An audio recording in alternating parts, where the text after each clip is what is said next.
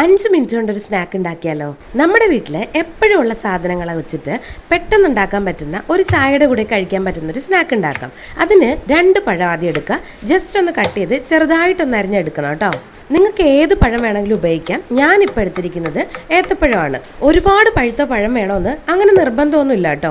ഒരു മീഡിയം പഴുപ്പായാലും മതി. ഇനി നമ്മൾ ഒരു മിക്സിയുടെ ജാർ എടുത്ത് നമ്മൾ അരിഞ്ഞു വെച്ച ഈ പഴങ്ങളൊക്കെ അതിലേക്ക് ആഡ് ചെയ്യുക. അതിനുശേഷം നിങ്ങൾ എടുത്തിരിക്കുന്ന പഴത്തിൻ്റെ മധുരം അനുസരിച്ചിട്ട് ഷുഗർ ആഡ് ചെയ്യണം കേട്ടോ.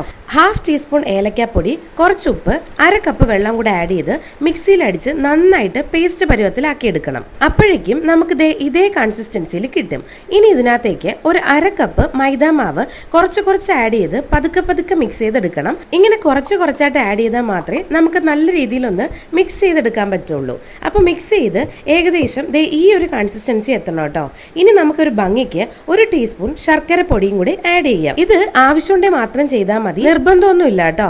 എല്ലാം കൂടെ മിക്സ് ചെയ്തിട്ട് ഇതുപോലൊരു കൺസിസ്റ്റൻസി എത്തണം. അതായത് തവിയിൽ നിന്ന് മാവ് നന്നായിട്ട് വിട്ട് വരണം. ഇനി നമുക്ക് ഒരു 1/2 ടീസ്പൂൺ ബേക്കിംഗ് സോഡയും കൂടെ ആഡ് ചെയ്യുക.